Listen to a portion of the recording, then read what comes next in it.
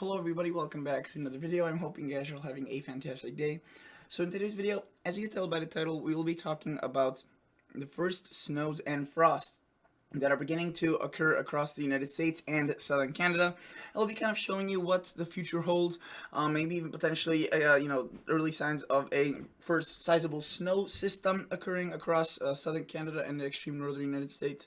If you are here and you want to see me talk about the Hurricane Ian, that is most likely going to be a Category 4 impacting Florida. I will not be talking about that due to the nature of the storm and how dangerous it is. I just kind of want everyone that can actually go online and look up resources to go to the National Hurricane Center and obviously heed your local government warnings and what's not, because here I talk about events that kind of impact a broader area, and as deadly and dangerous as a hurricane is, it is only for the peninsula of Florida, and I really don't have a lot of people living there. And for a lot of the United States, hurricane hitting Florida won't really be doing much here across the rest of the United States.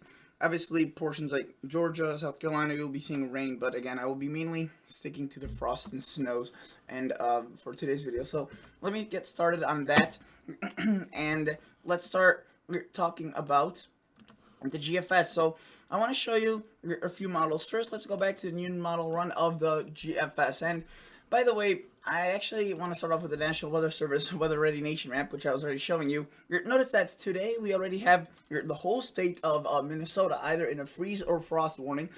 Extreme eastern North Dakota and South Dakota, and portions of just really 3 counties in Nebraska, portions of Illinois, almost all of Wisconsin, portions of Michigan in freeze and frost advisories. So again, it's definitely getting chilly at this time of the year for these areas. Let's take a look at the Twin Cities. You are not really going to be spared from this. 36 degrees, that's pretty chilly. You can see 42, 49, so not going to be a day-to-day thing. But if you have any very sensitive plants, pumpkin plants, especially squash, and any citrus or house plants that you have outside for the summer, you might want to take that in, because 36 is definitely going to be enough to pretty much destroy those things. And obviously the further up north, in the North Woods, if you go and take a look at Superior, for example, or Lake Superior, just south of it, on the beaches, it's going to be downright cold.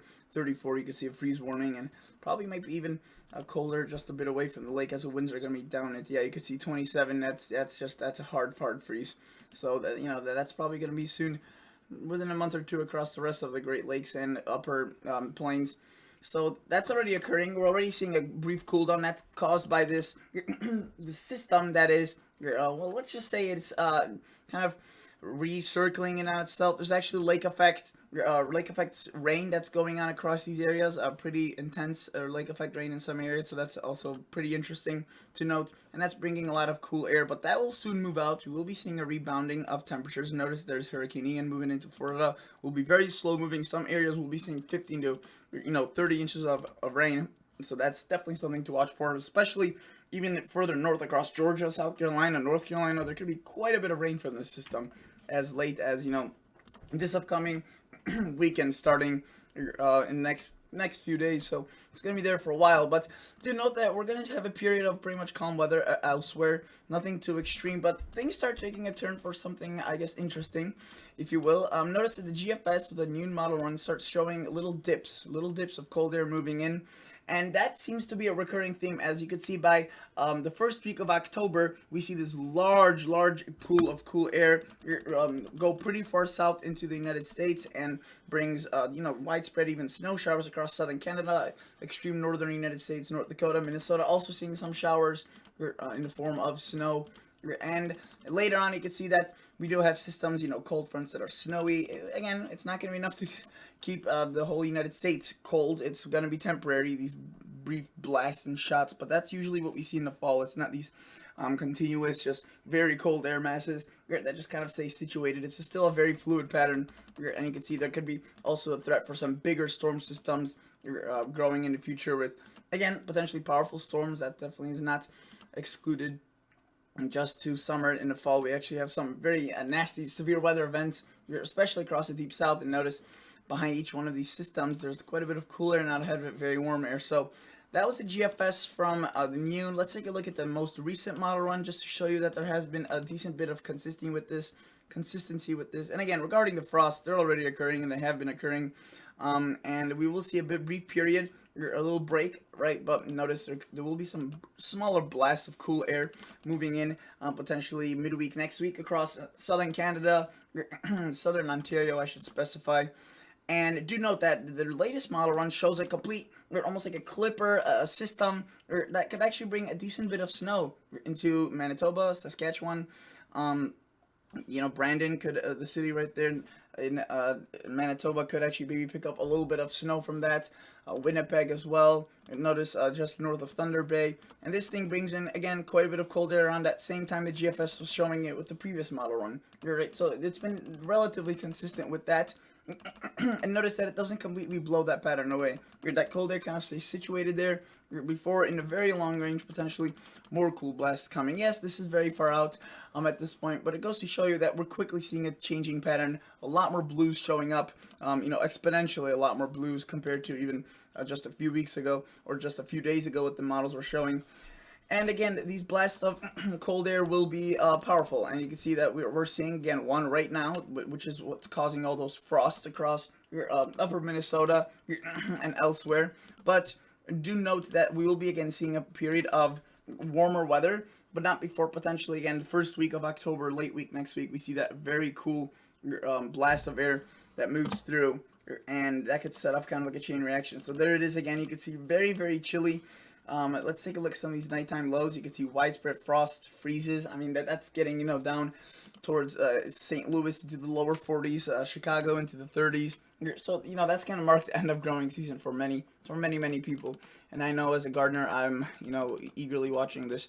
Or I guess not eagerly. I'm kind of at this point want the growing season kind of wrap up so I can start doing some new projects in the garden. So there's not just plants everywhere. So frost necessarily won't be the worst thing in the world. But notice that those 30s just appear more and more frequently. And towards northern Canada, we see those blue colors pretty much almost on a now permanent basis, not moving whatsoever. So that's going to be again an ongoing theme. European model, a bit different.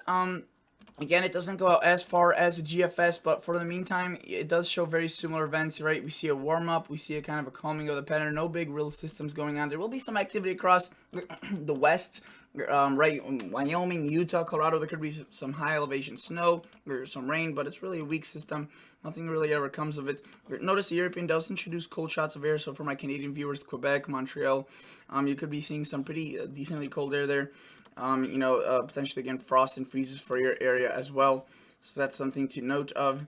And if you're to go back here, you can see that in the far range, it develops this very high pressure, strong high pressure, but that seems to be moving away, and potentially some sort of, again, a cooler feature moving in as what the GFS was showing.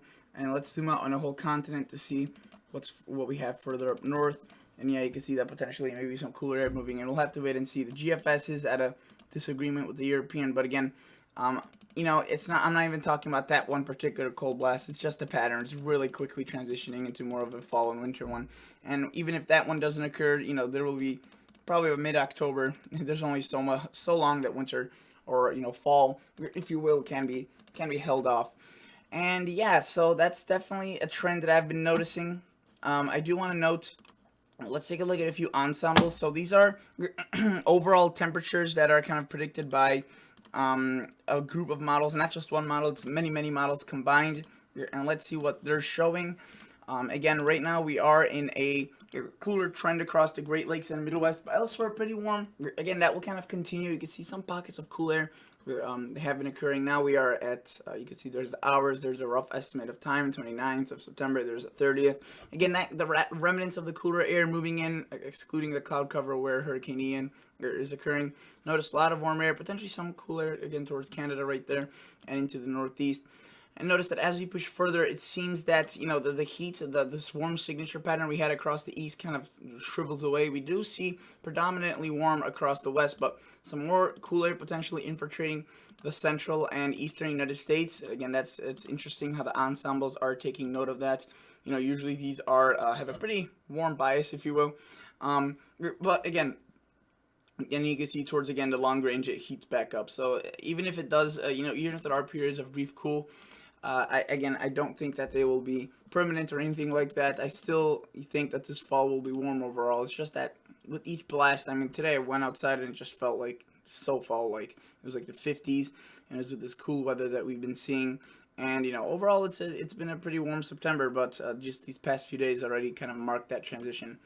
And yeah, that's kind of what I wanted to talk about. That's all I have for you guys. I could show you the Canadian. Canadian doesn't really offer anything revolutionary compared to the other two models, or I guess, yeah, I mean, the other two don't really either, but they're just the ones I usually look at because they are simply just better models. And you can see, though, the Canadian does show kind of a calmer pattern, potentially a cool blast of air around the same time the European shows across extreme southeastern Canada and northeastern United States, and a very strong high pressure again towards the middle range of the forecast. But I do believe that will be kind of falling apart as we push forward into the week, or into October. Let's take a look at the morning run of the GFS, and I just want to show you that this one as well has been consistent. So you can see there it is. This is October 1st, 2nd, and again, right towards late week next week, we see that cool blast of air, potentially some snow across southern Canada, moving it into the United States. Again, so this model has been relatively consistent for a while, the GFS. Again, no big snowstorm yet, potentially, but definitely cooler air and some scattered snow showers. And let's go back even to yesterday midnight. And I honestly don't even remember looking at this model, so let's see if it has been that consistent. That would actually be impressive if it would be. Alright, so you can see it did still show a brief cooldown, but it wasn't as intense as it's showing now, so there's actually been a trend towards intensifying some of this weather activity. It showed a pretty nice system moving towards the northwest with quite a bit of mountain snow.